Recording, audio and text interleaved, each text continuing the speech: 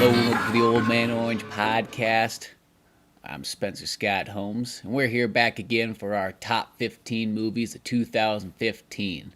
So come join me, Marley, Silverbrand, and of course Ryan Dunigan. As we work our way up, I think we left off right there at number 10, so now the climb to the top for the second half of the show. Enjoy. Well, speaking of somebody else who didn't get my $10, my number 10 movie, it's all 10s, is The Kingsman. Ooh. That's where I put that one at, because, as I said, there was a lot of spy movies, and I actually went with the thing, I was like, I'm going to pick the best of the best, just to even my list out, and Kingsman was the best of the best. I like that more. We talked about that. Such a fantastic movie. Marley, what's your number 9? Yeah. This is moving by at a quick pace now. My number 9 is The Kingsman: Secret Service. Got that out of the way. See, we all agree that's a fantastic fucking movie. Yeah, it's really great. It reminds me of the old Roger Moore, Pierce Brosnan Bond films. It's really great. The church scene is amazing, like absolutely over the top and just amazing. Matthew Vaughn is always on top of his game. Yeah, Kingsman, number 9. So, Ryan, number 9. Jurassic World. Ooh. Putting Jurassic World on there. Mm-hmm. Yes, Jurassic World, I consider that another fantastic film. Mm-hmm. Almost pretty much a perfect movie. I only have one slight complaint to the entire film. Why don't you get that complaint out of the way? Yeah. My only complaint, I just wish there was more cameos from the older characters. That's my only thing. We get Dr. Wu, which is badass. Jeff Goldblum. Yeah, but like He's on a book cover. You see him on a book cover.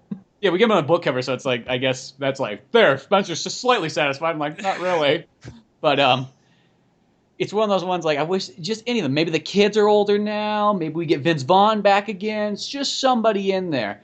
But other than that, though, I love that movie so much. Chris Pratt, fucking amazing in it. I just, the whole, like, arc of it is great. It's nice to see, like, hey, this is what a park would look like if it's totally, up and running. Because that's something we never saw before. Yeah. And then just, it's got one of those fantastic endings, too. It's like, you almost feel like you should see it coming, but just that huge battle at the end, you got the Indominus fighting off, and then you got the Raptors come in to join, and you got the people trying to fight off, and then they bring in the original T-Rex to finally finish the whole thing off, and then it's pulled in by the whole, like, water dinosaur at the end just to top everything off. It's like, it's such a grand moment. Just puts a big smile on my face every single time. Now, Jurassic Park's like my all-time favorite franchise out of any film, but yeah, I might be biased there, but... I actually put this a little higher on my list, but Jurassic World is a really strong movie, and the thing that surprised me is that it made a lot of money, and usually movies that make a lot of money aren't necessarily this strong of movies. Like my example, like Avatar, and then maybe I won't. Yeah, because Avatar's just kind of like okay. Yeah, but Jurassic World... Like, this isn't fucking Terminator 2. Yeah. Jurassic World is just completely strong. Colin Trevorrow, my boy, he proved himself. And, yeah. Now, I am interested to know with you, Spencer, there's kids in Jurassic World. Your history with kids in movies, and knowing that they're annoying, how come they didn't annoy you here? Okay, here's the thing about these kids in the movie. It's got one of these, like, weird, almost like a Prometheus thing, where...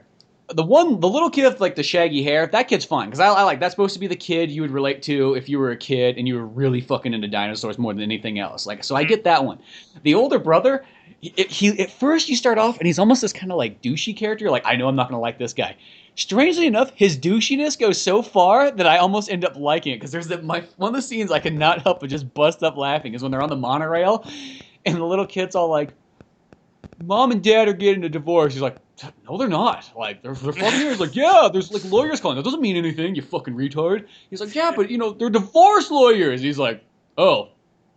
Well, who cares, man? Like, whatever, man. Like, I'm out of here in, like, fucking 2 years. You gotta fucking deal with it. I mean, like, grow up. Get some fucking balls. I'm trying to get laid here on this monorail. Like, fuck you, kid.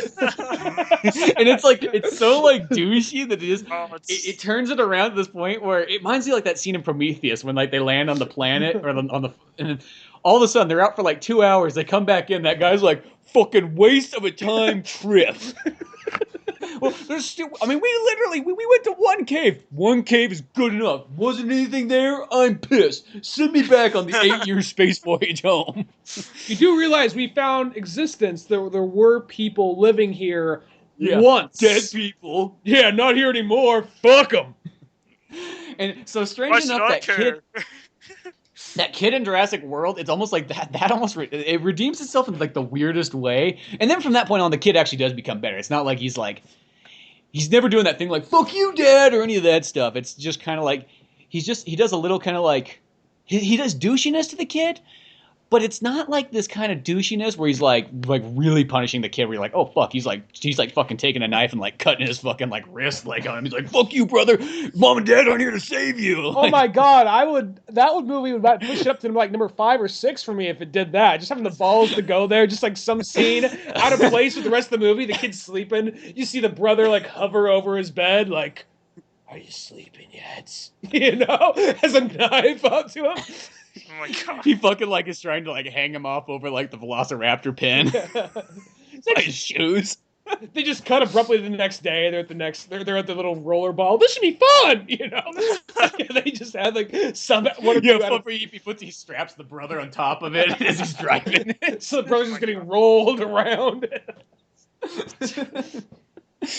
But no, like Jurassic World though, I mean, my only complaint is I just hope by the next one, and hopefully after Independence Day 2 comes out, since Jeff Goldblum's starring in that, maybe they can be like, oh, okay, now we can finally bring him back in. People seem to know who he is again. They should bring Jeff Goldblum back as a raptor. Like he merged his DNA with a dinosaur because I don't know. It'll be like I like Dunigan's one. Dunigan has a good one. He's like, if they can clone dinosaurs, why can't they just clone Muldoon back into the movie? Oh my god.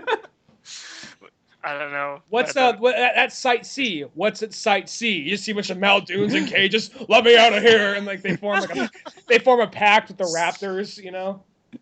Wow. I would see that movie. Once bitter enemies, now best friends. And I would see that movie about 15 times. You get fucking Muldoon riding a raptor like Yoshi, you know? Oh my god. That'd be amazing. With a gun and everything. Yeah. It'd be fucking like that, what's that game on Super Nintendo with like one of the only Super Scope games, the Yoshi one? Yoshi Safari? Yeah, that one. Mm-hmm. Muldoon Safari. Well, yeah, I'm not sure if I said my 5. opinion. I'm just like, really good movie, really fun, remind me of my childhood, and yeah, I mean, we covered it pretty well when we actually talked about the movie, but pretty damn good movie, and just to kind of, it was one of those few movies that took me back to my childhood, really. Yeah, I agree. It has that good, like, mergence with, like, you know, the original kind of Jurassic Park and through all the ages and everything you know and love about that. It felt like it still moved forward, too. Yeah, exactly. What are we on now? I have no idea. 9? I think I just did my 9, so if you guys haven't done your 9 yet. My number 9? I did 9 because mine was Kingsman, so you're... Yeah. So mine's not something we talked about yet. Mine's Creed for number 9. Good-ass... Rocky 7. Good-ass movie. I did not see this yet, so... Oh, dude, you gotta see it. Fucking Michael B. Jordan is fucking awesome in it. Sylvester Stallone, fantastic as always. And this is like, it's like the perfect direction to go to like, hey, we can make another Rocky movie, but let's have, you know, instead, Rocky will be Mickey. And then the fact is like, oh, Apollo has a son? Just that concept alone is just like so fantastic. But then, you know, you go to watch this movie, and it's got its own things going on, but it still feels like a classic Rockiness all at the same time. You know, because boxing movies, the one thing about them is after you kind of watch all the Rocky ones, which are all fantastic, sometimes you watch other boxing movies and you just kind of go, it just kind of feels like a ripoff, or, it's just okay. Strange enough, even though it's like you can still watch boxing movies, even though they always are kind of like the same thing. You get Raging Bull, which is more like yelling and punching and fighting with like everybody else around you. Raging Bull is more like, I think Raging Bull is more like, because even though it's the same director and same stars, Raging Bull seems to be kind of Casino, just with boxing instead of casinos. Yeah, that's a good. Well, it's like Goodfellas, Casino, and Raging Bull are all kind of like the same core story. Yeah, a little bit of Wolf of Wall Street too. Yeah. Every one of Scorsese's movies just are related somehow. Well, I think he does, like, I mean, we won't go get too far into this because we're talking about Creed, but I think with Scorsese, he has all his rise and fall movies, even though they're all good, they all have the rags to riches thing, and then combined with substance abuse, combined with corruption, friends and family turning on each other, and then some point someone's punching a wife. Yeah, pretty much. They all have those. Yeah. Which Creed doesn't, because Creed's a wholesome movie with hope and boxing. No, yeah, Marley, you got to go check out Creed. It's It'll fun. punch the inspiration into you. Okay. No, what are you trying to say, I Ryan? love that flick.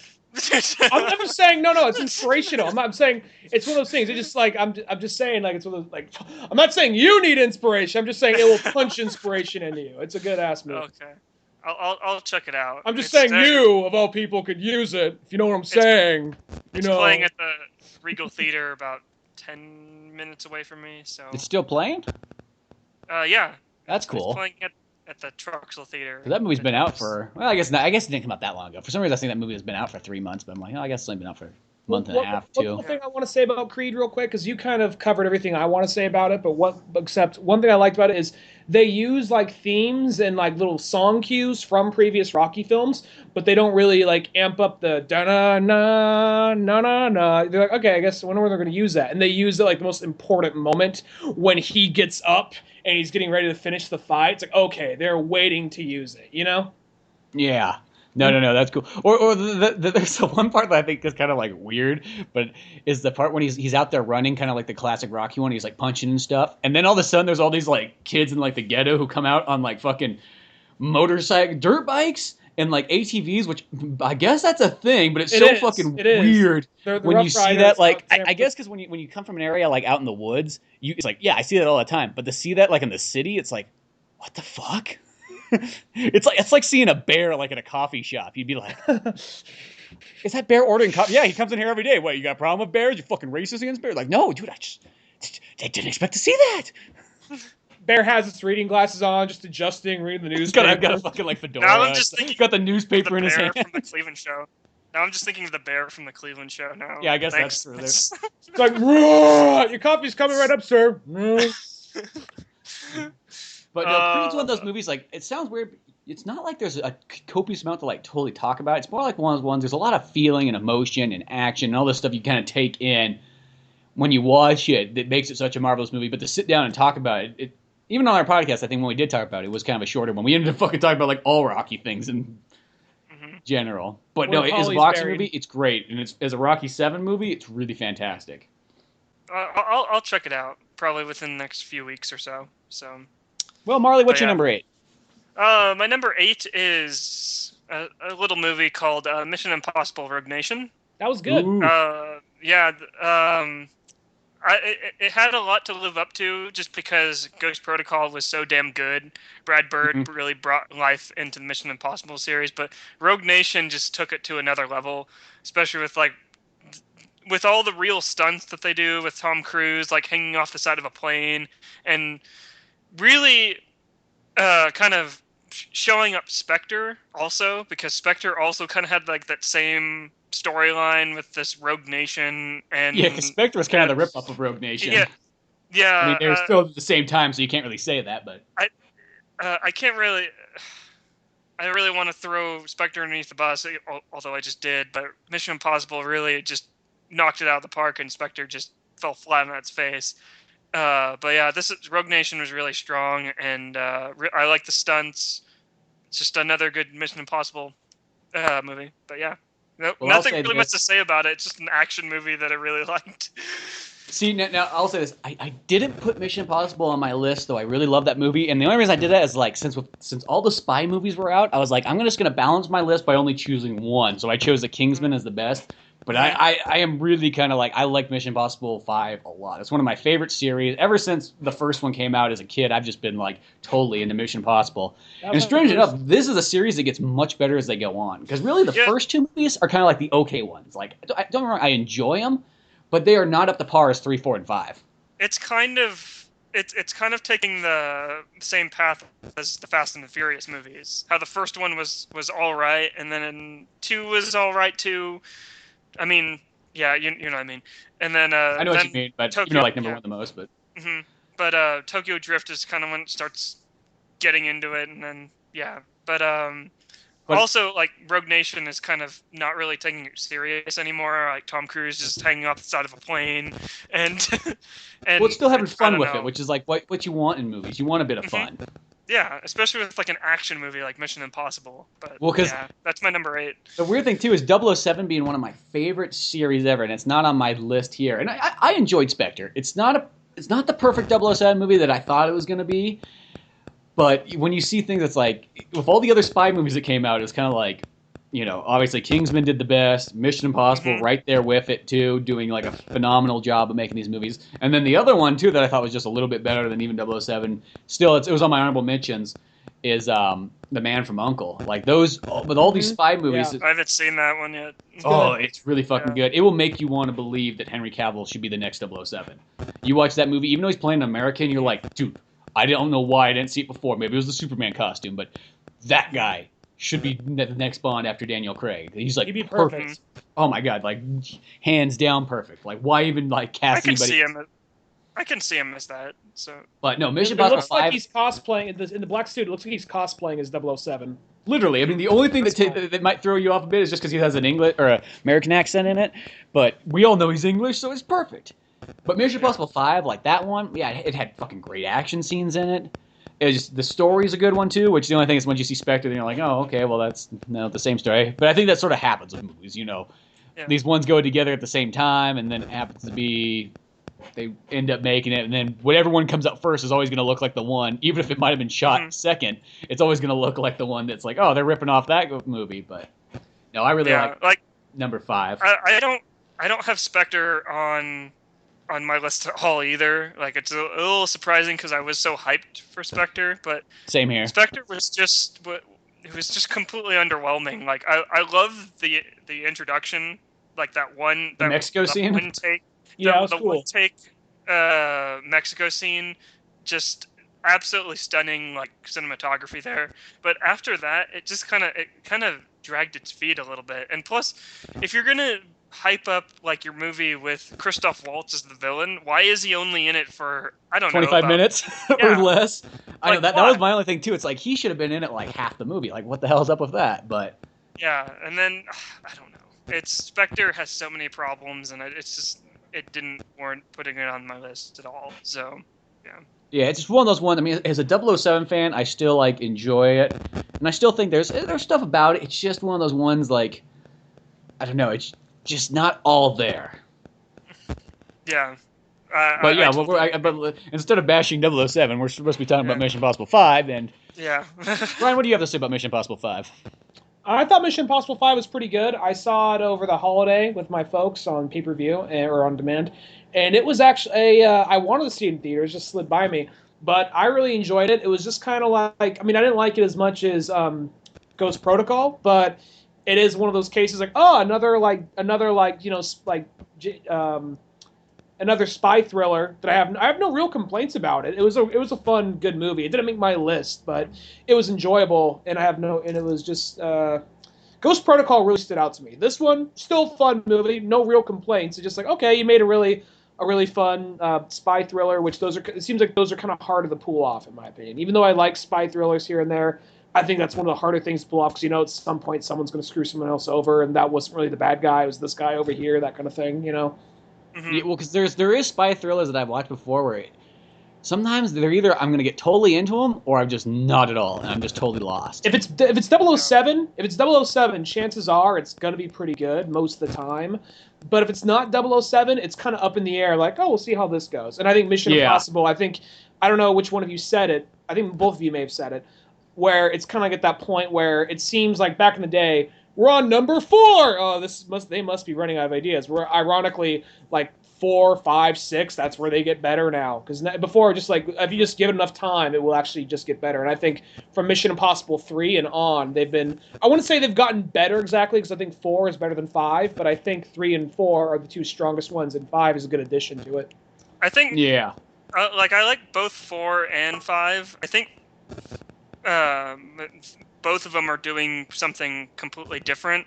4 is kind of focusing more on the moments, like the moment with Tom Cruise climbing up the side of the building that is just completely, probably the most tense scenes I've ever seen in the last few years. Best scene in a Mission Impossible, for sure. Yeah, and it's all like another moment with Simon Pegg and Tom Cruise when they're creeping down the hallway with like that screen. Like that scene in Mission Impossible 4 reminded me of like the scene from The Incredibles, which is directed by Brad Bird with Elastigirl, and she's going in between the hallways, and her legs getting stuck in the door. It reminded me of the same kind of like suspense as that.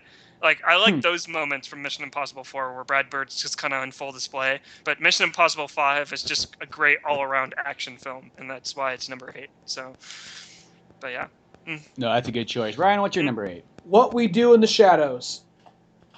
Well, Ryan, what do we do in the shadows? Well, what we do in the shadows is... I don't really want to know. This is a kids podcast, right? I'm just kidding. It's where we turn down the lights and get sexy. Kids get held down and their big brother cuts their wrists. Mom and Dad are getting divorced. Deal with it. I'm trying to get laid, okay? That's the tagline for Jurassic World. That's the tagline. Picture of fucking Chris Pratt riding like on a motorcycle with dinosaurs. And then, like, Mom and Dad are getting divorced. Deal with it. Just like, are we sure we want to go with that for the tagline? Yeah. We're trying something a little experimental. We're trying to appeal to, like, kids, who have broken families and stuff. I don't know. But anyway, so... I'd go there, Spence. The broken family joke. Hey, happens. Apparently it happens in Jurassic Park, too. It happens in Disney movies. Shit, look at a Goofy movie. So, anyway... Yeah. What we do in the shadows is like a mockumentary. It's a New Zealand film. It's a mockumentary about vampires. It's like kind of like that.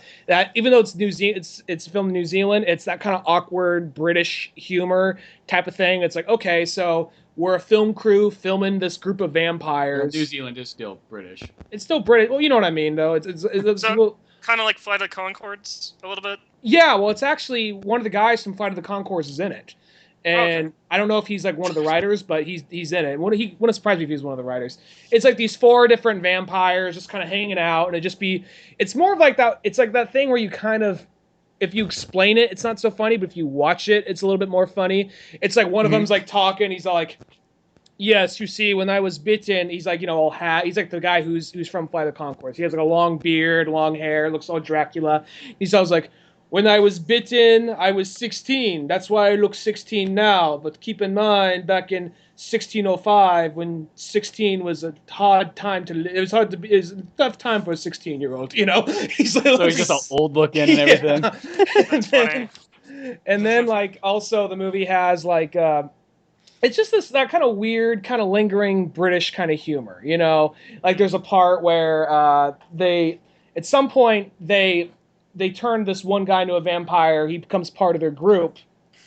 And he starts hanging around them. But for whatever reason, all the vampires just love this guy. He's just this human who's just very, like, he doesn't have a lot of personality. Like, hey, guys, how's it going? Like, oh, we love this guy. They just love him. They just bring him right in. He shows them how to use the computer. Shows them how to use Google Images and all that. Make sure you turn the safe search on. Exactly. It's like that at some point, like he shows them like it was like small things like there is a part where the guy that brought him into the group has to leave. He says like, you revealed yourself as a vampire to a mortal. You did this. You did that. You brought in a human, like he brought in Stu, and all right, well, we'll scratch that one off. It's just Stu's cool. Like, you have to leave, Stu. You can come anytime you want, So, and it's not like a huge part of the movie, but it's just one of those things. Like, it's just one of the bits, just that kind of humor. And there's another part, like just lines, kind of like, you see, we like to like suck the blood of virgins. It just it sounds kind of cooler. B, it's like when you eat a sandwich, before you eat it, you want to make sure nobody fucked it. So that's really good.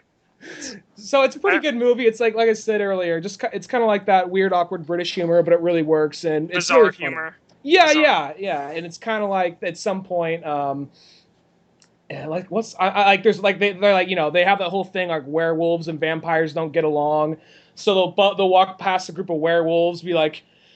Something like, let's say something like, oh, why don't you guys go sniff each other's crotches? He's just like, hey, man, fuck you. Hey, what we say? We're werewolves, not swearwolves. Keep it in. Keep in the aggression, So, because if they get more mad and, like, swear, they're more likely to turn into werewolves, So I'll have to check this one out. Like, I've heard of this movie, but it's just, I don't know. It just never came to the Tower or any movie theater around me. So, yeah. But I think it's on Amazon Prime right now.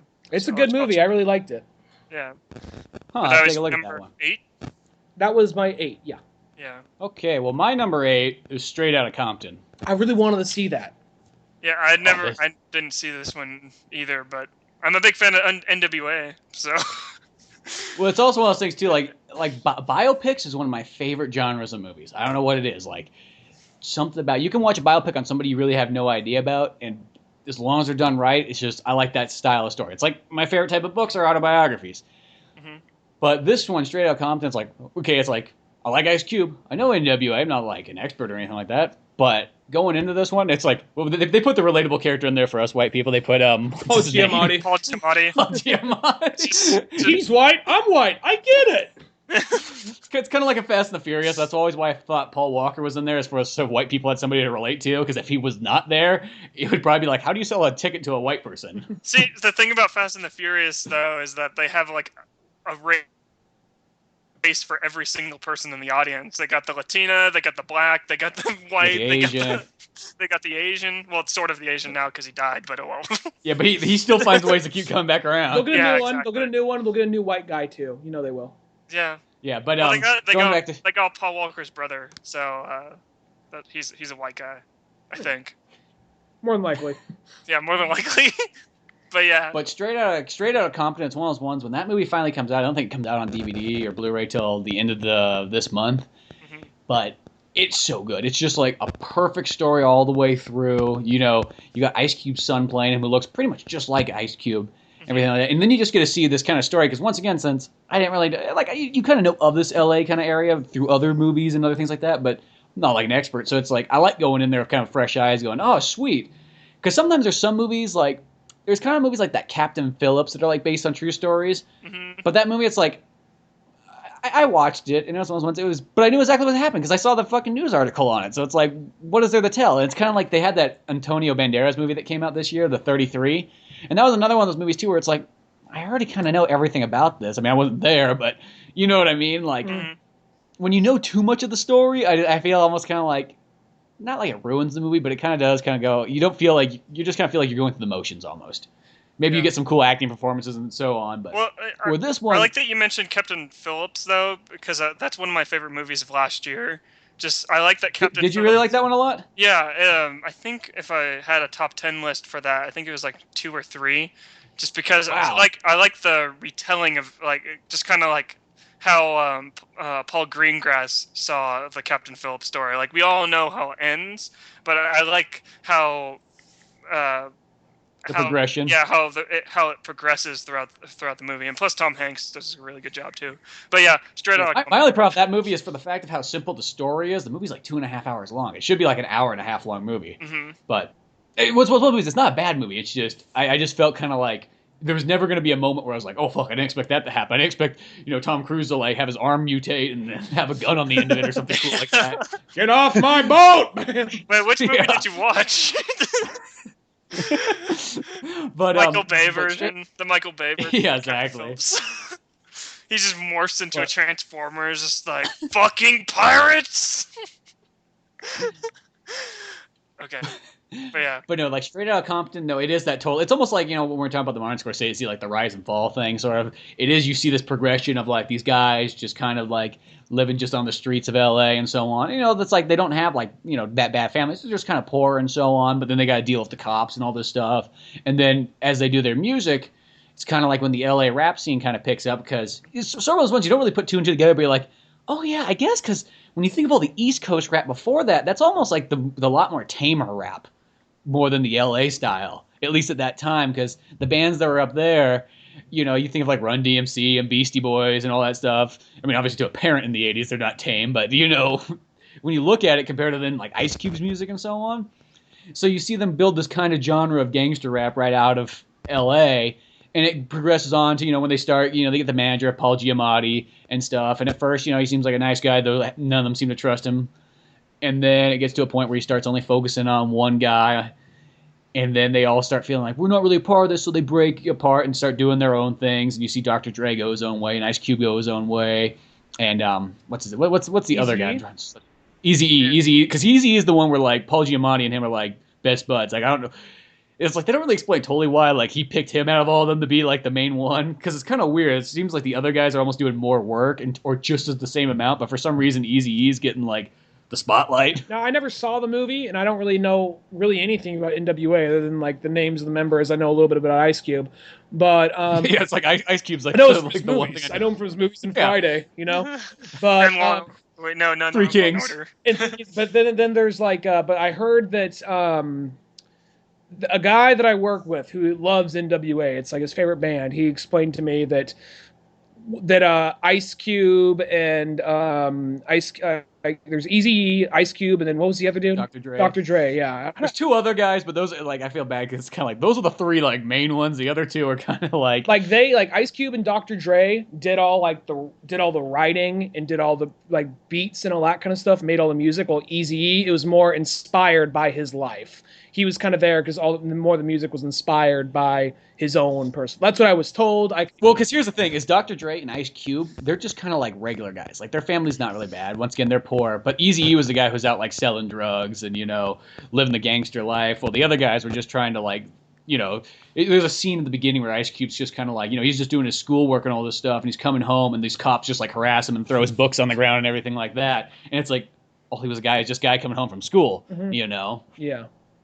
So yeah, it does kind of have that, but it is kind of weird because this Eazy-E, it's like he just feels like the guy who's just like, hey, you got $500, right? Well, let's get this started. Like that was more like what it was. It was like the other guys just didn't have enough to get everything going, so he was kind of like almost like the band like prophet guy. But no, you check it out when it comes out. I'm gonna totally buy it. Mm-hmm. I really liked it a lot. And it's one of those movies. Too bad you didn't see it in theaters, because whenever you get movies that are about music, there is a big difference about seeing them in theaters and being able to get the nice speakers and everything like that. It really makes a big difference there. Yeah. Kind of like I always think of like Black Swan, because when I bought that movie later on and watched it at home, it did not have nearly the effect it had in the theaters with the music. Mm-hmm. So I really think that if I didn't see Black Swan in theaters and I would have watched it at home, I would have been like, this movie's okay. Yeah. Just it's so weird how sometimes that can take away a lot from a movie. Mm-hmm. Mm-hmm. Yeah. But that's my number 8. Sound is really the most important part, like in film. Like that's what they teach you in film school. But not like I've been to film school, but you know what I mean. But yeah, that was your number 8. That's my number 8. So what's your number 7, Marley? Okay, I want you guys to go easy on me. This is when it starts getting you really... You didn't pick Alvin and the Chipmunks, did you? Yeah, I totally did. No, this is when it starts getting a little controversial for me. Whether people think like this whole ranking system is what movie is better, but this is when... Well, it's our personal ranking system, goddamn it. Yeah. America. Yeah, but Ryan... Yeah? No, go ahead. Go, Marley. Go ahead. Go easy. All right, just go ahead. Just weird, like you picked like some kind of like interspecies gay like alien movie. No, it's fine, Marley. Just go ahead and say it. My number 7 is a movie that I saw last night, and if Ryan knows, Ryan's probably the only one that knows this. It's a movie that's been in the making for, I don't know, multiple years, and that movie is the Star Wars: The Force Awakens. Fuck this shit!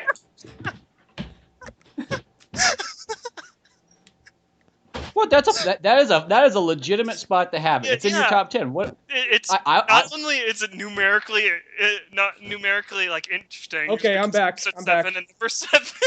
I'm back, but I missed. I'm not gonna lie. I felt kind of peer pressure to put that movie up higher than like maybe I would have thought to do I think so too. I don't know. I just saw it last night. The movie is absolutely fucking amazing. Like pretty much from start to finish. Like I freaking love Oscar Isaac. Oscar Isaac is like an absolute star. So is Daisy Ridley as Rey in the movie. Mm-hmm. And I forget the black guy's name, but Finn. F217 or whatever his name is. Like that. His story arc is a little interesting with him going from a stormtrooper to the Resistance. But his little love story between Finn and Rey didn't really make any sense, and if they're going to try and make that a thing throughout this new trilogy, I feel like it's going to fall flat on its face. Oscar Isaac, Rey, like a love triangle? No, the Finn... That'd be weird, just gets to one point where all 3 of them are together, and it's just like, I didn't expect lightsabers out and everything. Like it's like savages? But Finn yeah, exactly. That's what I was talking about, Ryan. We're best friends, and we love her together. But freaking Han Solo and Chewbacca coming back, like all these cameos from the older films that were all great. I love the freaking practical effects. I love BB-8. It's all the characters in the movie were completely awesome, with the exception to the Andy Serkis character, the big CG guy that kind of just looked like the guy from Guardians of the Galaxy. I feel like they could have done without that guy. Snoke? You know what I'm talking about? Yeah, I didn't get him at all. Like the CG looked bad, and it didn't need to be there. But I waited a really long time to see this movie, and I think I'm really glad, just because I blacked myself out on social media and I didn't read any reviews, and I feel like that was a benefit. But we can talk about spoilers on this podcast, right? Yeah. By this point, Yeah, spoilers. We don't chat. Spoilers right now. Skip ahead like the next 5 or 10 minutes. When Han Solo dies, and he's looking into Kylo Ren, his son's eyes, and just kind of thinking he can turn him back to the light side.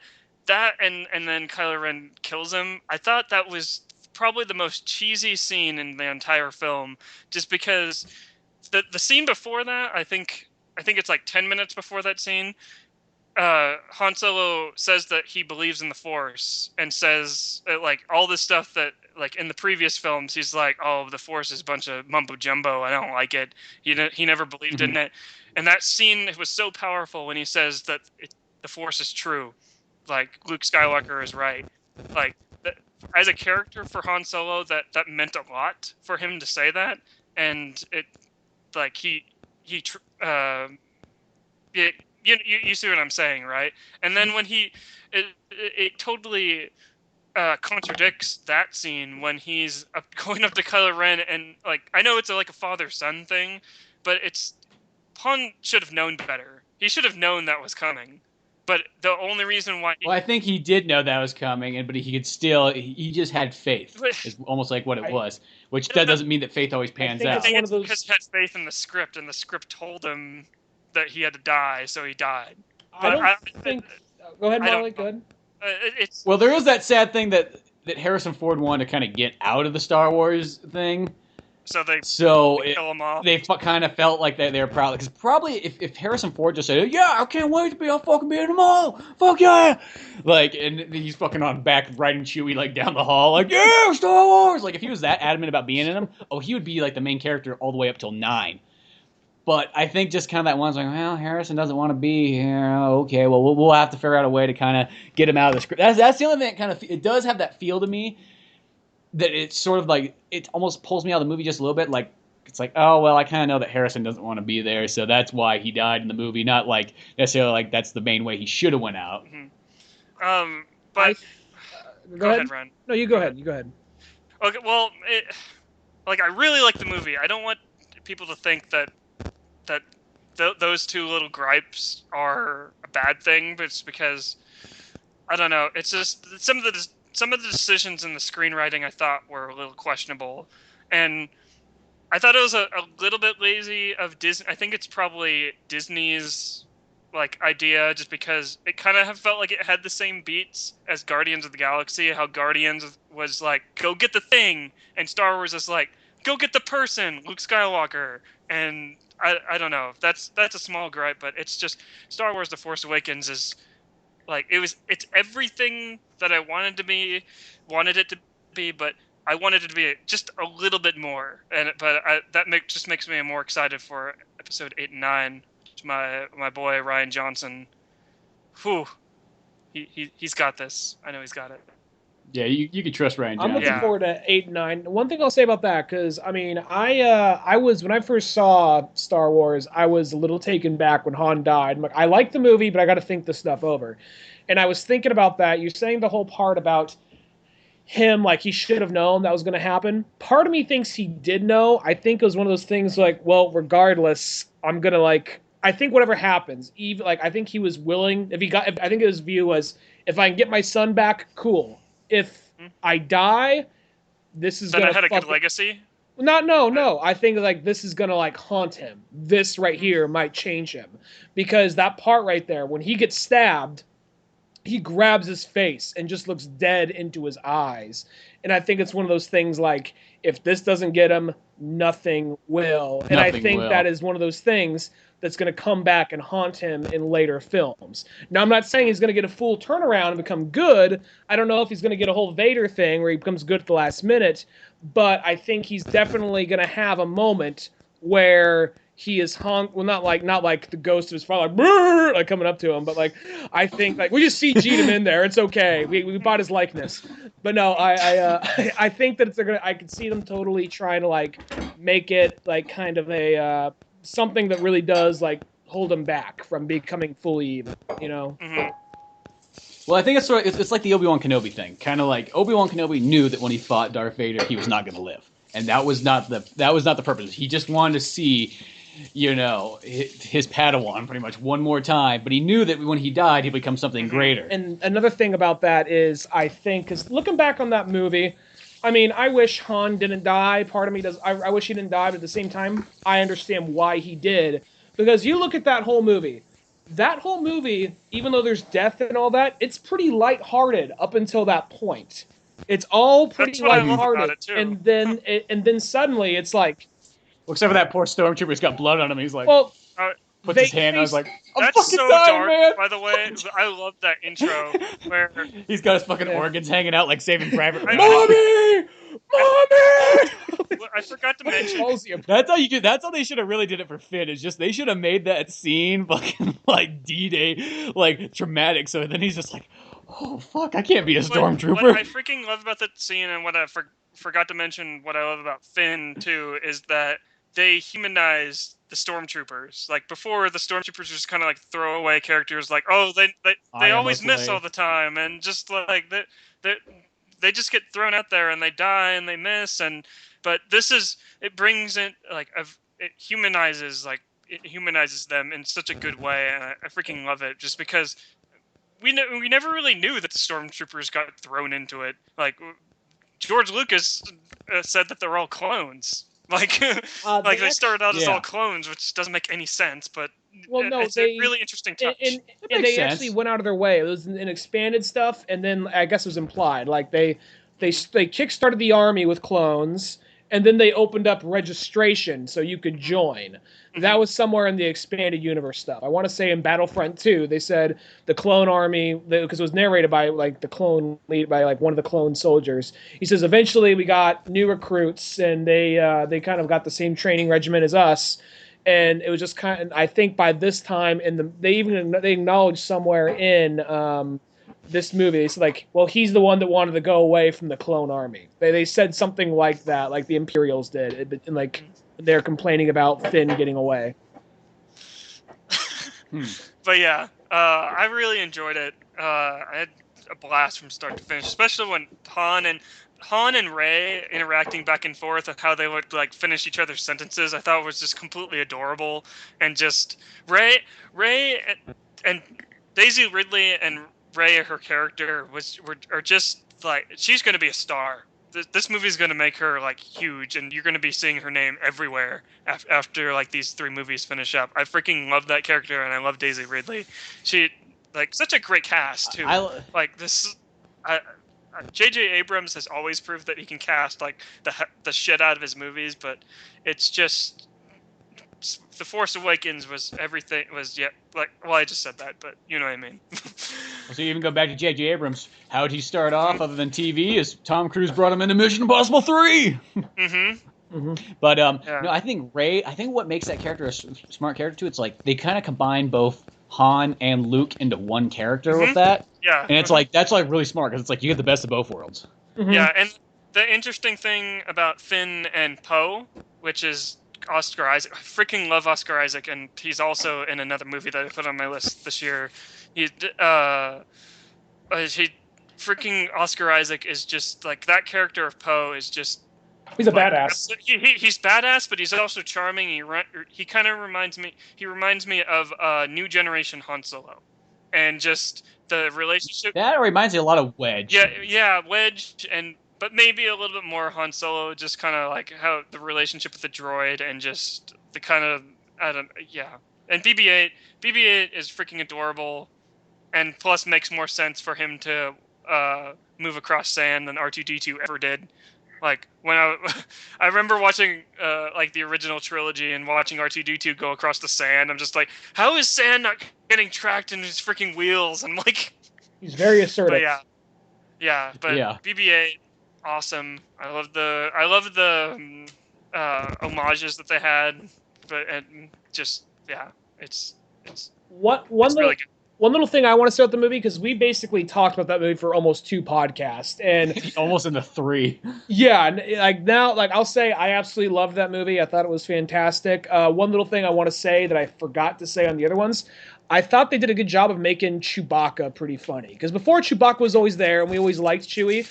But I think they utilized him a lot better, just from like the way how he interacts with Han, kind of like how he says like Han Solo the war hero, then just kind of like Bob, just like maybe I don't know, and then like whatever, and like I don't really buy into that one, but or just small things, kind of like. Well, he's funny and all. I mean, like all the Star Wars ones, he's always got a bunch of little like comedy bits and everything. I mean, I thought they did a funnier job with it in this one. It's not even so much him; it's more of like just people reacting to him, like when he's getting like treated by like the nurse. He's like, you must be so brave. Yeah.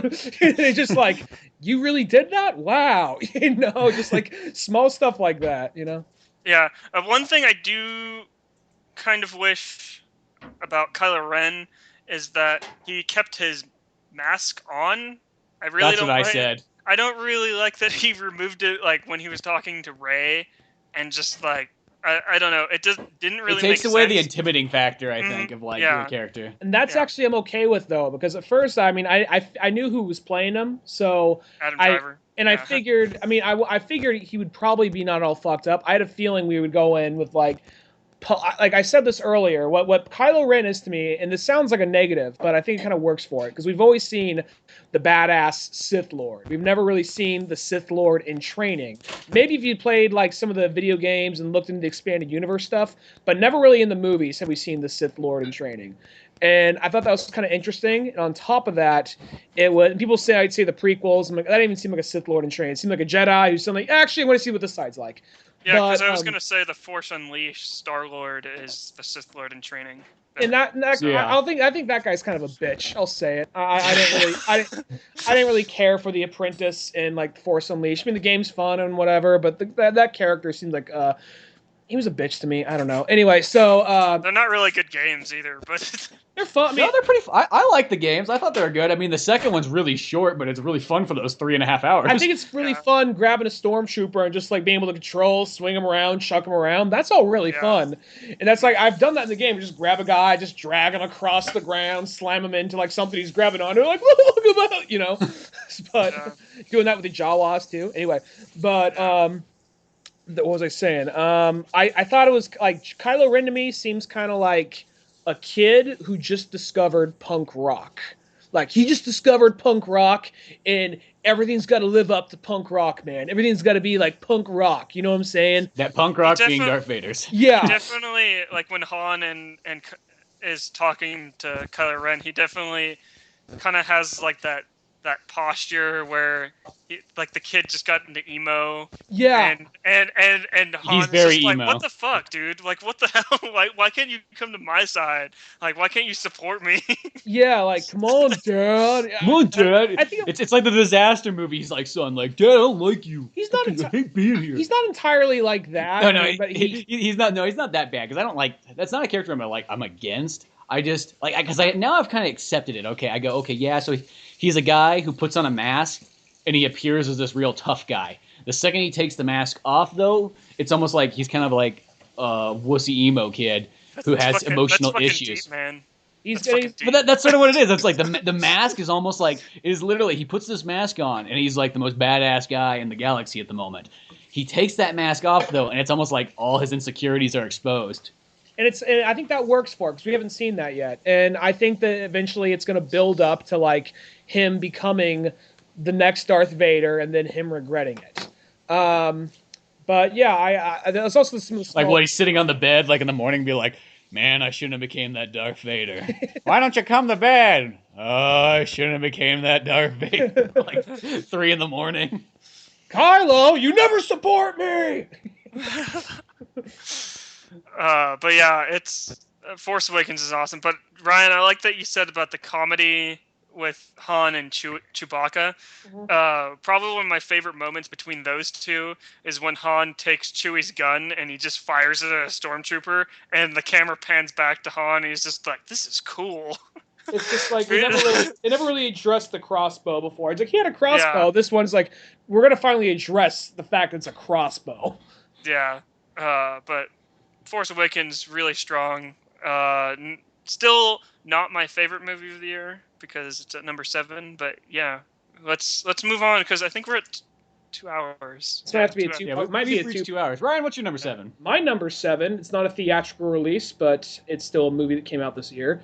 Batman versus Robin. That's what my number 7 is. Oh, okay. Because I didn't see I didn't see this one at all. So we'll make this quick for you. Ryan and Spencer, tell me about Batman. Well, this is like one of the DC. This is one of the DC Universe animated movies, and it's a sequel to Son of Batman, which Batman had a son with Talia al Ghul that he didn't know about, trained by the League of Assassins. By the end of it, the kid's living with him. And they took 2 story arcs. They took Grant Morrison's Batman and Robin run, and then combined it with Scott Snyder's Court of Owls run. And so it's basically the Court of Owls going to Damian, Batman's son, saying, fuck your dad, join us. We're the real shit. Your dad won't let you be who you are. Because Batman's kind of being overbearing, saying like, look, you're good, but you were trained by the League of Assassins. You got to work on my terms. So he's training them, and he's still like being very hard on him. So every once in a while, Damian will escape and just he's kind of like bouncing between 2 father figures. More of like the father figure, and then the guy saying, "Hey kid, want to see something fucked up? He gives him his first porn, something kind of like that." So that's kind of like that's the Court of Owls are. Yeah, instead of that, he's giving them like weapons and something's like, here's a body to kill. Yeah, exactly. So, and it's just this badass action film, just this badass Batman action film. There's a little mystery, not that much to it. It's more of an action film than your standard Batman movie, but there is some genuine emotion. And there's this part where a bunch of Court of Owls break into the Batcave, and it has one of the most badass moments that's in any Batman book or movie. And he's in this big badass like battle armor. He says, "I'm only gonna say this once, you sons of bitches." And, like, opens the cave up. He's like, "Get the hell out of my cave!" Just like, So it's almost like the Clint Eastwood line on fucking like Gran Torino. Get off my lawn. Yeah, he didn't even say you sons of bitches. Just like Batman, just letting out his like kind of like, I'm gonna say this once, you sons of bitches. Almost being kind of like like John Wayne or Clint Eastwood right there.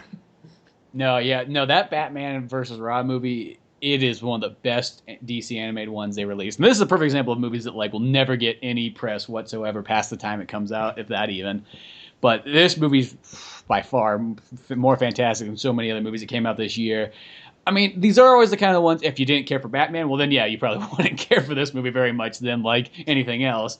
But the more you like Batman, it's just like they just do Batman so right in these ones, Don't get me wrong, I'm looking forward to Batman versus Superman, but I already know that movie's not going to have anything on like Batman versus Robin right here.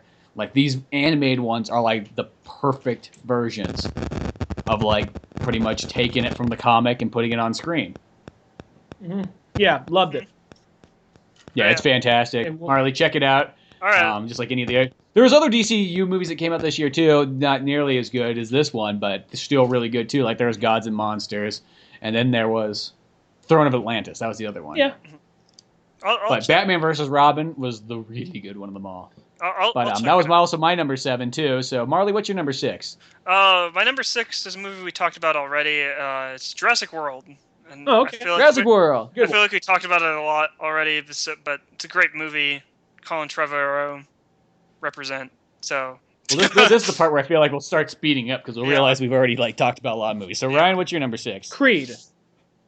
Creed. See, that's what I mean. Creed. We already talked about. You want to know what my number 6 is? I What? think we have. Terminator 5. Oh, okay.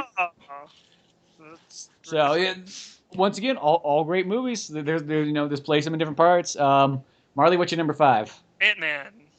Okay. Ant-Man. See, I told you this is the speed up part. This one, the reason why I put it so high, like I said, it's just very. I was really surprised by it. Peyton Reed did a really good job filling in for Edgar Wright. You still kind of see some of those Edgar Wright bits, and what I forgot to mention when we were talking about it way back at number 12 or 11, is that there's one scene with the cell phone, like Siri, and Ant-Man's fighting with music, in unison. Here. I feel like Edgar Wright would have directed the fucking shit out of that scene. And I bet that was probably from his script right there. Yeah, I'm pretty sure it was, just because Edgar Wright's history with music and choreographing fight scenes with that is perfection. Like Shaun of the Dead, for example, with Queen. And there's another one, but I can't remember any off the top of my head. There's definitely Scott Pilgrim, and then World's End, when they're in fighting at the bar, at the bar stools. Mm-hmm. It's an orchestral song infused with a rap song, and they just two kind of mesh together. Mm-hmm. Yeah, but Edgar Wright would have directed the shit out of that scene, but I just wanted to mention that. But Ant-Man, number 5. That's a good one. Brian, what's your number 5? The Martian. Oh, The Martian. That was on my honorable mentions list. Oh, really? I like that one a lot. You just didn't have time. But you didn't like Martian? Are you talking to me? Marley? No, I love The Martian. I actually put that one a little bit higher. Okay. It's one of my favorite sci-fi movies. I have 3 sci-fi movies on this list. Well, if you count Tomorrowland, I would say 4. But The Martian. It is tomorrow. Yeah, the Martian I absolutely love. It's in the title. The Martian I absolutely love. But Ryan, I'll let you go ahead first, since. It's I liked it a lot. It was pretty good. It was one of those movies, because when it comes to serious science fiction films, anything about kind of we're going to space and we're going to try and play it as realistic as possible, those can be good movies, but they can be very kind of long and tedious and kind of very serious.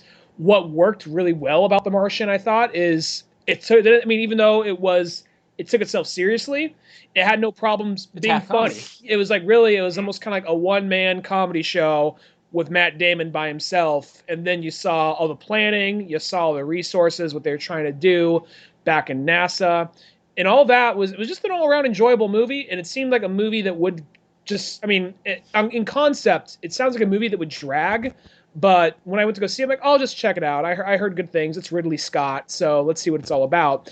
And this is I really enjoyed it. It was just, I can't.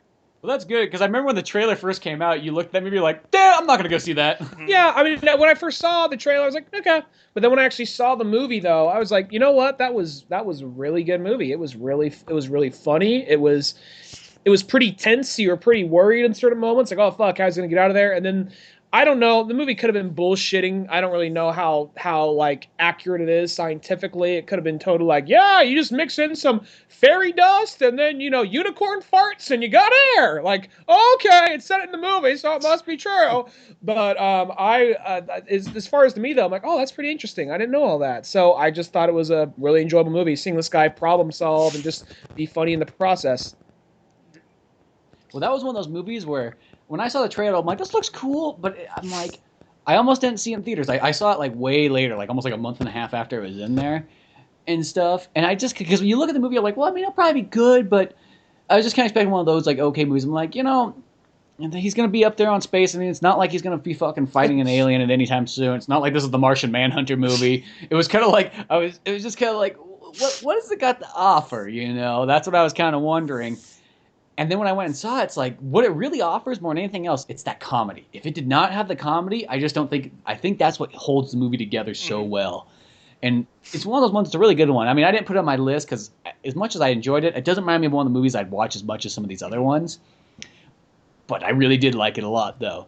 And I just even the story itself, like it does work. You're kind of like, oh man, how is he going to get off? How is he going to solve this problem? How is he going to do this? They found a really good way to take something that I feel like on paper doesn't sound like the grandest idea. It sounds okay, but when you see it, you're like, no, that's actually pretty sweet. I think I'm probably the only one that read the book as well, because this is actually a book. I read the Batman versus Robin one that is based. I read the books with more pictures in them. This is actually a book written by Andy Weir, and it's probably one of my favorite science fiction novels to come out like in a really long time. And when they said they're going to make a movie, I was like, oh, this book would be perfect for a movie. And when they announced Matt Damon, I was a little bit skeptical about that, because the book is actually funnier than the movie, in my opinion, and also deals with like the problem solving a little bit more. Like that actually makes a little bit more sense, just because you can have more time and more pages to like go throughout the equations. But the movie does a really, really good job of just getting the at least some of the comedy in there, and just getting like how desolate it is up in Mars, and just how crazy he really is going. And also does a really good job with parallel action as well, like what's going on down at NASA and what's going on up at Mars, and just him communicating with them. And this is a return to form for Ridley Scott, because the last two movies that Ridley Scott has put out have not been my cup of tea, like Exodus, Gods and Kings. You didn't like Prometheus? I guess never mind. Prometheus was the last two ones. Well, take the back. I thought it was his last two, because it's Prometheus and then Exodus. And the Counselor. Oh yeah, that's Counselor. Right. I didn't like that one either. Well, Prometheus is one of my favorite Ridley Scott movies. Prometheus is hit or miss. We're going to be here for another 45 minutes now. I love telling people that. Yeah. There's just some things I love telling people. I love Jupiter Ascending, and I love telling people that Prometheus is one of my favorite Ridley Scott movies. I'll even say this: it's just not one of my favorite movies. Is Prometheus, and I've had this conversation too many times. I'm just going to sit back. Yeah. Ryan, you don't like it, or? Oh, I like Prometheus. Okay. I've been on Spencer's end too much, but Spencer's like way more dedicated. Like, no, you don't understand. So I'm just gonna stand back and let you guys go at it. Okay. It's mostly just when other people come on board that have Prometheus issues. But yeah, so this podcast. Because I'll tell you this, I like Prometheus way more than The Martian. I like The Martian, but. I'm actually, as unpopular as it may be, I'm with you. I like Prometheus more, just because I like Alien more. Prometheus just had one or two of those weird little things about it, but I think Prometheus is probably a little bit more watchable than The Martian. No offense to most 95% of the rest of the internet. I think what I like about The Martian more than Prometheus is that The Martian has like this dedication to science, which the book like absolutely goes head first into, and it's just what I like about Matt Damon's character Mark Watney, and especially like in the book, is that there's like this moral to the story that it's okay to be smart, and it's okay to like smart people get out of like tough situations too. It's not just like the superheroes or the Iron Mans and you see what I'm saying? Like it's it's the realistic that like, hey, you could still be cool even if you don't have superpowers. Yeah, like you could. It's always a hard one to try to say. It's just like one of those ones like, yeah. I mean, we should just accept reality. You just got to go to school for 14 years, get multiple degrees. You got a lot of money. 7 years, go on NASA training. Yeah, all this stuff. It's kind of like, oh, okay, yeah. Great motivational speech there. Yeah. No, it is a good movie, though. By all accounts. No. Yeah. Movie. Yeah. I really did enjoy it, too. That was your number 5, Ryan? That was my number 5? Or are we... Oh, yeah, we're at 1, 2, 3, 4. We're actually... That was my 5. Yeah. Okay. All right. So my number 5... is The Hateful Eight. Oh, okay. Which we already talked in such great thing there. And that movie, because I literally had this list written out before I did The Hateful Eight. Mm-hmm. And then I went and saw The Hateful Eight and was like, I gotta make some room here. Yeah. Just squeeze. Slap that. I know I only saw The Hateful Eight once, and sometimes that's not like a good way to judge like how far up there it is, but I'm like, oh, it's just such a perfect movie. And it's weird because it's a perfect movie where there's a lot of people sitting in a room talking. Like that doesn't sound like that should go together so well, but it just does. So I literally went like, okay, Terminator, because Terminator was right at number 5. I'm like, I gotta pull you down and put Hateful Eight right in there. But Tarantino hasn't really gone simple in a really long time, and I like that it was really just one set, and it's like 3. There's like the stagecoach, then there's sort of like the little bit of outside scenes, and then there's inside the cabin. And I think I'm surprised a lot of people aren't really disappointed with the Hateful Eight, just because when Tarantino comes out and says, I'm making a Western, and he comes out with a movie with only like 3 different sets, people are just like, what the fuck, man? That's not a Western. I'm just like, that's not really what it does remind me of a movie that a lot of people probably won't like, because I could just see somebody going like, well, I mean, it had like some cool moments, but man, it was way too long and not enough and too much talking. I could see that happening a lot. I've already heard that complaint. So, I mean, but that's to be expected. Tarantino's never been like one of those ones where everybody seems to like be, with him on it. But no, Hateful Eight, just so fantastic. Mm-hmm. Marley, what's your number 4? My number 4 is The Martian. The Martian. Oh, what a great comedy. Yeah. But I really like this film. Like I said, it's a return to form for Ridley Scott. We won't go into Prometheus, but I'll just say last 2 movies, The Counselor and Exodus, weren't really all that great. And return to form for Ridley Scott. Love Matt Damon in it. And the only gripe I have to say about The Martian is Donald Glover's weird little cameo where he's doing his Donald Glover thing. But that wasn't really in the book, so it doesn't really bother me. It's completely faithful to the book, and yeah. But The Martian, nice. Number 4. Gotta like The Martian. Okay, down again. What's your number 4? Avengers: Age of Ultron. Avengers: Age of Ultron. So you like that one quite a bit then, since that's way up there on the list. I was just surprised. I thought you liked it a little more than I did, so that's why I thought it was. That's why I was a little surprised when you had it. But yeah, I thought we were on the same page. Good thing we didn't make the same fucking list like we did that one time. Wow. No. Avengers is a sweet movie though. I mean, like every single movie on these lists is like good. They're technically like I mean like they're only like maybe minor things to complain about, but they're all close to being perfect films. Mm-hmm. Yeah. But let's see. My number 4 though is Ted 2. That's how far up on the list Ted 2 is. Ted 2. And the only reason I put it above like Hateful Eight and things like Terminator 5 even stuff is I just felt Ted 2 is one of those movies I know in the long run I will end up watching that way more than all those other ones. It's like it just has comedy. That. It's a comedy, so obviously it's got a little bit more. But I just feel like that's the only reason I put it just slightly above Hateful Eight. As much as I think Hateful Eight is just a totally perfect movie, plus Ted 2, I just feel like comedies never get enough credit. So I like to have that at least be up there too. Because when somebody does a perfect comedy, I think that somebody needs to really be like, hey, give credit where credit's due. Yeah.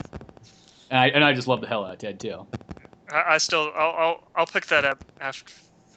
Probably at work tonight. There's a Red Box near there, so yeah, I'll pick it up at Red Box. I won't say it now, but I think I know what all our number 1 is going to be. But I'll just wait to get there. So Marley, what's your number 3? Wait, can I get a drum roll, everyone? Drum roll. This movie was pure. It was epic. It was a movie that had a really awesome trailer, and I was in it from the very beginning, and it totally lived up to its expectations. And that movie is Mad Max: Fury Road. I guess it's not number 1. Oh, never mind. Yeah, okay, yeah, no, that was an awesome movie. Well, good thing you didn't bet on that one.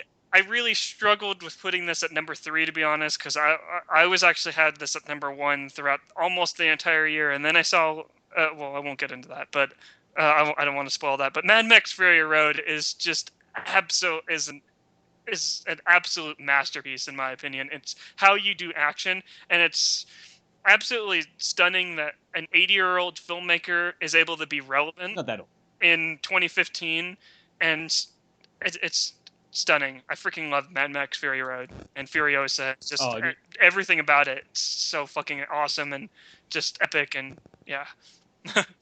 It is the most Mad Max to the extreme. See, I'll just even say it. That movie's my number 1. Mm-hmm. Like, and it's been sitting at number 1 since that movie came out. Mm-hmm. Like, things have gotten close, but nothing has trumped it. Because I just look at that movie and I'm like, man, that is one. Because some of the other genres, like I'll even say something like Star Wars. Mm-hmm. Star Wars is one of those movies where we've gotten a lot of Star Wars stuff, but Mad Max as a genre, we haven't gotten a whole lot. And we haven't gotten something since 86, 85, I think, was when Thunderdome came out. Yeah, and Thunderdome 84, is hit or miss. I think it's 84. Thunderdome is hit or miss with Team like Thunder. like Thunderdome's. I still actually like that one quite a bit. I like it too, but Like- it's a lot of people don't really. It's kind of a cult hit. Yeah, well, it's one of those ones. It's got kind of because it's got the weird like Peter Pan-ness to it, like Lost Boys thing. But yeah. other than that, though, I still like Thunderdome. It's probably my third favorite Mad Max movie almost. But so it's been such a long time to get Mad Max, and the funny thing too is like you see so much Mad Max influence. I mean, you play Fallout. It's got a whole lot of Mad Max in there. I mean, they made the game Rage, which was even more like a Mad Max game. That game. Did you play Mad Max like the game that came out? I did. I got Mad Max the game. I feel bad because I haven't beat it because it came out the same time as Metal Gear Solid 5, and I bought both of them, and I knew that was probably a bad idea, so I only got about like 8 or so hours into Mad Max, and then I ended up kept playing Metal Gear Solid, and then next thing you know, other crap came out, so I need to get back to that by this point. Yeah. And my fear was that when Fallout came out, then I might be too like out in the Wasteland world, but Fallout's one of the ones I completed the hell out of that game, and I still have that urge to keep playing, so maybe it is the time to go back to Mad Max, but... No, that Mad Max game is really sweet. It's like Batman, but with cars. Well, Batman has cars, but you know what I mean. But no, Mad Max, Fury though, Road. That number 4 is just so good. And it's great because it's like you get the original guy. George Miller is back, not only writing, directing, and producing. And yeah, it's 70-something years old. And the fact is that he's made the movie just like as extreme as can be. It almost looks like it's made by somebody whose number one favorite thing out there in the entire world was Mad Max. Like they didn't like anything else but Mad Max. Like you go in their room and everything's Mad Max. Yeah, it is like his fan film was to the max. I don't know how else to say it, but that's what makes that movie. I mean, it's just nonstop action. It never has a dull moment in it. All the stunts in it being pretty much realistic and everything like that. It's just like you just don't even get movies like that anymore. Everything about that is so badass. I can't wait for more Mad Max. Yeah, I hope there's a sequel, and I think George Miller's actually come out and said that he's gonna work on another one. But Furiosa. Yeah, it already says it. Furiosa was such a strong character too, and Tom Hardy, like what a perfect casting for Max in that situation. Although if I were to have one complaint, I kind of wish. I know Mel Gibson is kind of like hated throughout the industry just because for being an asshole, but it would have been nice to see like a little cameo in there of Mel Gibson, just him walking through the wasteland or something like that. But that's not even like a gripe. That's just something that I wanted to see. But yeah, well, because I will say, like, even though, don't get me wrong, I love Tom Hardy and all, but the one thing that could make that movie better than it already is just if Mel Gibson was still Mad Max. That's my only thing. Because this day and age, we got a bunch of other old guys being in actions movies, and you got Mel Gibson's the bad guy in both Machete 2 and Expendables 3. It's kind of like, so he's still kicking ass. Like that's the only thing. And I know it was one of the, it was like totally like a safety thing. They're like, this movie might not do nearly as good if you put Mel Gibson in the starring role. Even though he's had a bunch of sweet movies that they're kind of like gem movies, and then lots of times if it's a big movie, he seems to have to be the bad guy nowadays. But that's the only thing. I knew they did that. That was like the safety pool. That was the only thing that kind of says like, hey, let's just not, let's not piss anybody off. So which all the old people are always like, what do you mean? Mel Gibson's not in it? And you're kind of like, Tom Hardy's playing it. Who? That guy that was in Batman green. and fucking all this. Who? Oh, yeah, that guy. Why the fuck did they choose that guy? And they're like, no, you'll see it. He does a good job. But it threw a lot of old people off when you're trying to explain to them that like Mel Gibson's not in the movie. But that's my only slight complaint, and I know that's not really like it's one of those ones. It doesn't affect the movie at all, but just as a fan, you kind of just go, I kind of wish. Which is the cool thing to know though, is because for the longest time I could not figure out where that Fury Road is supposed to take place. But George Miller wrote a 2-parter comic book or whatever, and it says right in the very beginning that Fury Road's the 4th one. Takes place after Thunder. So I was like, oh, that's cool. Came from the man himself. That's all I need to know. But yeah, I love the stunts. Mad Max. I love really the only CG I can think of in Mad Max is like the tornado. It's in the background. Yeah, that was a little bit cheesy, but it still was really intense, and like the CG fit. I just think that's cool. I'm like, I fucking love Twister, so like, how am I not going to like Twister combined with Mad Max? I throw a cow in there, and I'd be I fucking love the War Boys, and I'm surprised that they didn't like take off, or like people like dressing up with them and just having like a can of spray paint. We're just like, just spraying like their mouths. Just I freaking love how. Yeah, Witness! But I wonder how Mad many Max. people. I wonder how many people like when they're playing online games right before they die, they get a can of like Cheese Whiz, like witness, like spray their face. Oh, just like some fat guy Yeah. shuffling in like a computer chair. But yeah, Mad Max number 3. No, Mad Max. That to me is just like it's the most perfect movie that you could kind of ask for. I'm regretting not putting it number 1, but I think you guys will probably appreciate. Now we're just now we're in more like, oh, okay, because for the last couple movies I'm like, okay, these are going to seem all predictable, but now it's like, oh, okay, the predictability just went out the window, so maybe me and Dunigan's predictability is still here, but you can bet on us. We're kind of like sure winners. But yeah, Ryan? My number 3 is Hateful Eight. Ooh. You see, that's what I mean. You can bet on us. And Hateful Eight, such a fantastic film. My number 3 is Star Wars. That's it.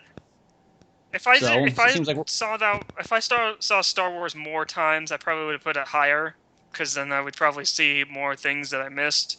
But I think that's a perfect place for how you enjoyed the film. Like, Star Wars is perfectly fine at number 3. But yeah, it's one of those ones. I'm not gonna lie, I did feel a little bit pressure to put it up a little bit higher.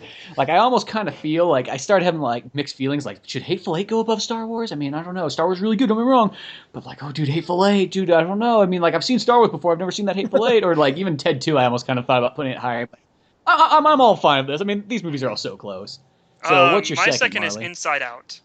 Inside Out I said The Martian was a return to form for Ridley Scott. Inside Out is a return to form for Pixar, because before like all these other movies, Inside Out, Pixar was a little bit kind of falling down a little bit. Like, they had Cars 2, they had like all these, they had Planes, they had all these movies that Disney wanted them to make.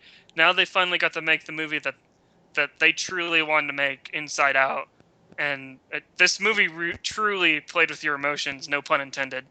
But Pete Docter is just like an absolute... He's probably one of my favorite directors at Pixar, just because his stories are so true, because he writes mainly about his daughter and like how he feels for his daughter. Like, and I don't know. They're always so emotional, and they always make me cry. Like, Up... Like, also directed by him, made me cry like the first 10 minutes.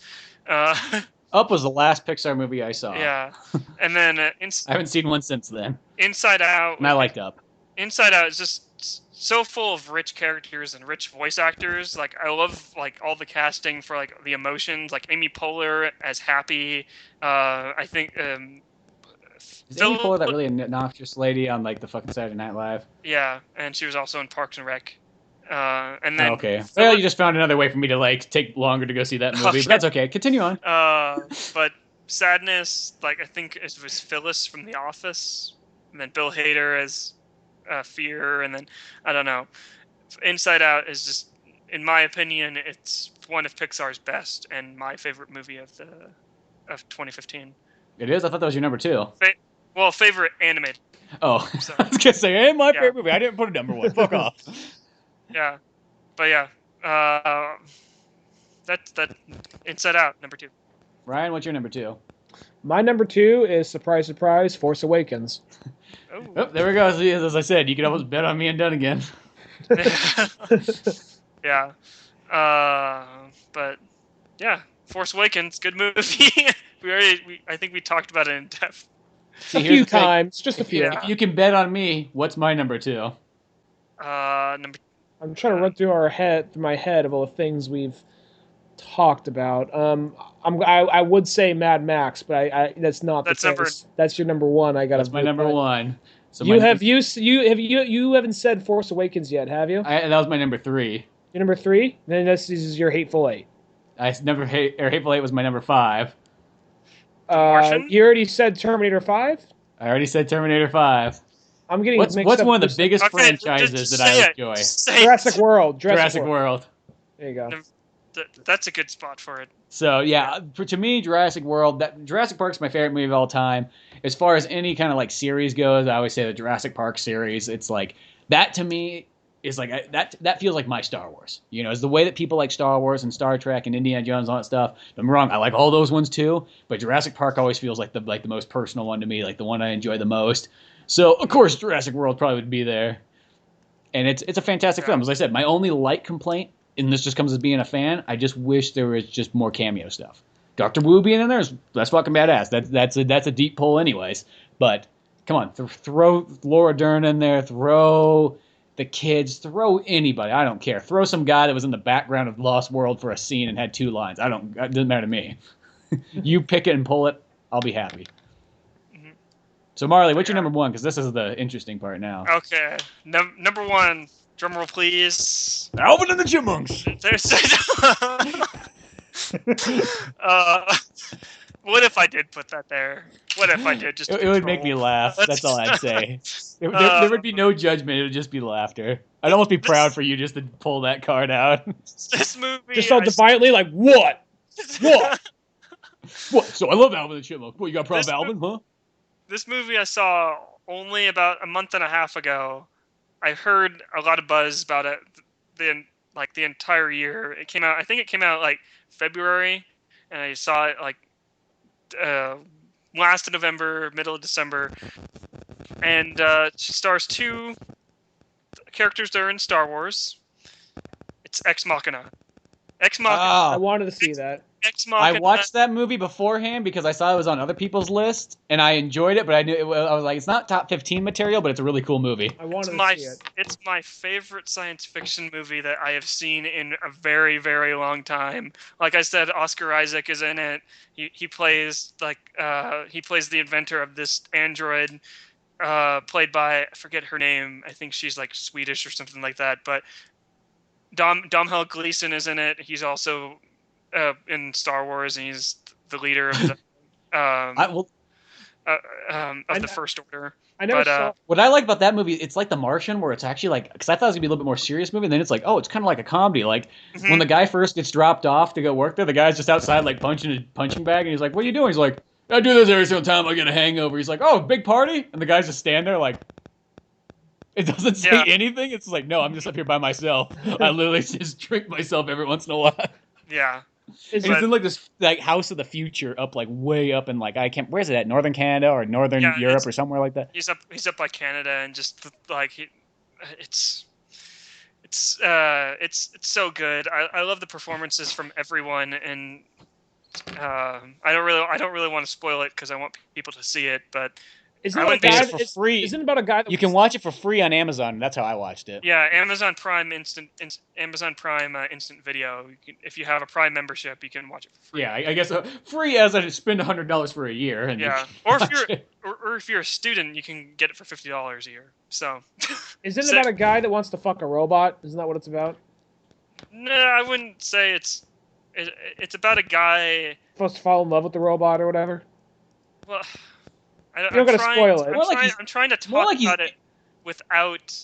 Here's the way you can describe it. The premise of the movie is this dude is brought up to this other like super scientist Lex Luthor like guy who's just more like a guy who's up there who's just extremely intelligent, but he's almost kind of like, yo bro, like that. But he's just really intelligent guy. And he seems like he's up here for this experiment to like talk to this android, and he's supposed to talk to it like a real person, sort of. Well, okay. He's like testing out this android because he wants to sell it off to other companies, and then people can buy androids in their home. So he's like beta testing. He brings him up there. He makes him do keg stands until the guy decides to try to fuck the robot. He's like, I knew it. After every keg stand, someone's gonna fuck a robot. He goes to a little board. There's like a big tally, like another one down, like a huge wall just covered in it. But Ex Machina is my favorite movie of the year, plus my favorite science fiction movie in a really, really long time. Great performances all around, and that was a pretty cool one. And now I can kind of predict what your number ones are. Whatever could they be? So for me and Dunigan, Alvin and the Chipmunks. Somebody's gonna pick Alvin. I'm a big Theodore fan. I mean, come on, like Alvin and the Chipmunks. Alvin and the Chipmunks comes out like when Star Wars is releases. Like someone's gotta love that movie. Who saw? You know, there's some kid who goes like, Dad, I don't want to go see Star Wars, and he's just like, you're not my fucking son. Get out!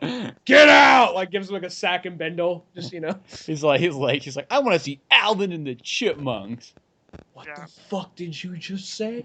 The fuck did you just say? There's a police officer who's like, Adopt. you need to hit I'm that putting kid. you up for adoption tomorrow. I won't say anything. I don't even think that even the Child Protection Agency would say anything. You hit that kid right now. The cop throws him a gun, like, self-defense. Like, gives him the baton. Yeah. Yeah. He got rabid, he got rabies. But, hanging out with them chipmunks. But yeah. No, Mad Max is our top movie, so. Mad Max. Okay. just if anybody was wondering, out of curiosity. Yeah. That to Mad me, Max Fury Road. just the best of the best. But that was pretty much a good list overall.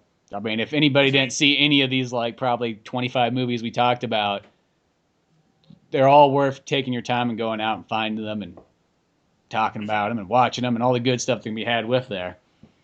Yeah. But any more comments you guys have on any more of these movies? Because we probably should wrap this up so it doesn't get too long.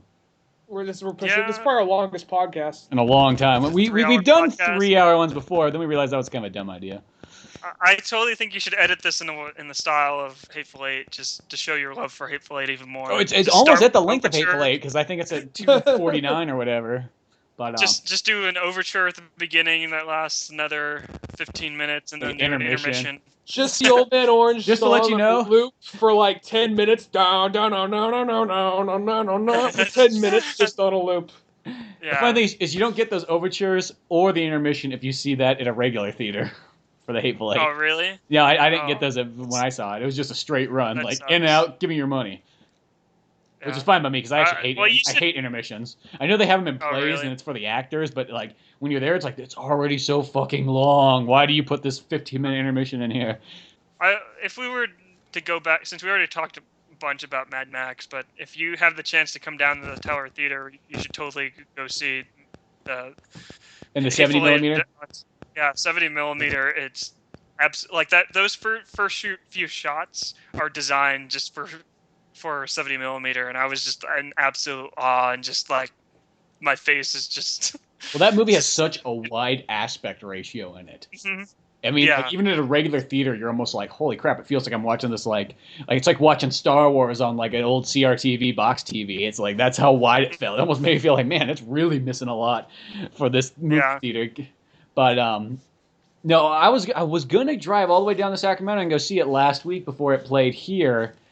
And then somehow, some way, maybe just because of the ice and snow, I just decided not to or whatnot. I don't know why, because I really had all the time in the world to do it, but for some reason I didn't. Yeah, but yeah, that's our list. That's our sweet list. So yeah, check out those movies. Make sure to go to oldmanorange.com for more podcasts, cartoons, music, and more. Make sure we'll put some kind of links for Amazon if you want to help support the podcast. It doesn't cost you anything, but it will send us a little something our way. So till then, I'm Spencer Scott Holmes. I'm Ryan Dunigan.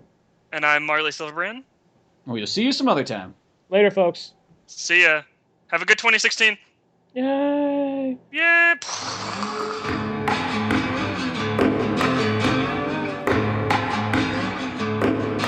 Thanks for listening to the Old Man Orange Podcast. Check out our website at oldmanorange.com for even more podcasts, cartoons, videos, music, and more. Send us an email at oldmanorangepodcast@yahoo.com. Be sure to subscribe, share, rate, and review us on iTunes, Podomatic, or any of the other fine sites we might be located on. If you want to help out even more, click on the Amazon or GameStop links on our webpage before you make any purchases there. It won't cost you a penny, but it sends us a little something our way. Thanks again, and tune in next week for more Old Man Orange Podcast.